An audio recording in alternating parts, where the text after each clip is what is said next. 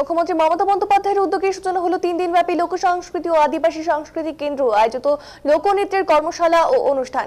22 ফেব্রুয়ারি, 23 ফেব্রুয়ারি ও 24 ফেব্রুয়ারি এই 3 দিনব্যাপী এই কর্মশালা অনুষ্ঠিত হবে কোচবিহারের উৎসব অডিটোরিয়ামে।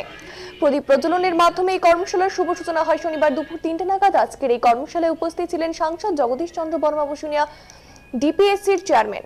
আর 22 ফেব্রুয়ারি মারুনি নৃত্য, সিংহ নৃত্য, গারো নৃত্য, মেছো নৃত্য, নেপালি নৃত্যের কর্মশালা আয়োজিত হলো। আগামী 23 ফেব্রুয়ারি মুন্ডা আদিবাসী ও রাভা নৃত্যের কর্মশালা রয়েছে।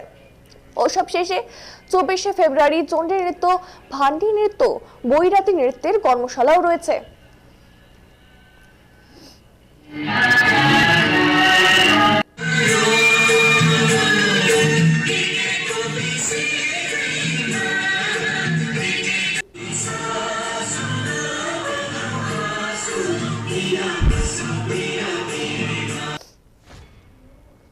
মাননীয় মুখ্যমন্ত্রী মমতা বন্দ্যোপাধ্যায়ের উদ্যোগে 3 দিন ব্যাপী কর্মশালা, লোকনৃত্যের কর্মশালা ও অনুষ্ঠান অনুষ্ঠিত হবে উৎসব অডিটোরিয়ামে।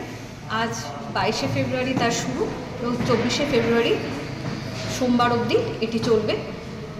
সকালবেলা থেকেই শিল্পীরা তাদের কর্মশালায় অনুষ্ঠানের সারাদিন কর্মশালার মধ্যেই থাকবে এবং বিকেল 3টে থেকে 5টা অবধি তারা তাদের এই কর্মশালায় তারা যা যা শিখলেন সেটি তারা মঞ্চস্থ করবে। আমি সমগ্র কোচবিহারবাসীকে আমন্ত্রণ জানাই এই অনুষ্ঠানে এবং এটি আয়োজন করা হয়েছে জেলা তথ্য ও সংস্কৃতি দপ্তর কোচবিহারের পক্ষ থেকে এবং এর মাদার অর্গানাইজেশন হলো FTCC, information and cultural affairs department. দাদা, এই যে আজ এখানে এলেন, কি বলবেন?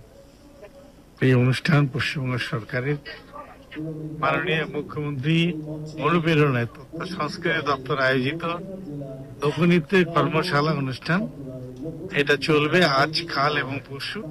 প্রায় 225 জনের মতো লোকশিল্পী এখানে অংশ নিচ্ছে এবং তারা তাদের লোক সংস্কৃতি নিয়ে নাচ এবং গান তারা করবেন এবং তারা এই কর্মশালার মধ্য দিয়ে সমৃদ্ধ হয়ে আগামী দিনে এই লোক সংস্কৃতি ধারাকে বাংলার বিভিন্ন জায়গায় ছড়িয়ে দেবে।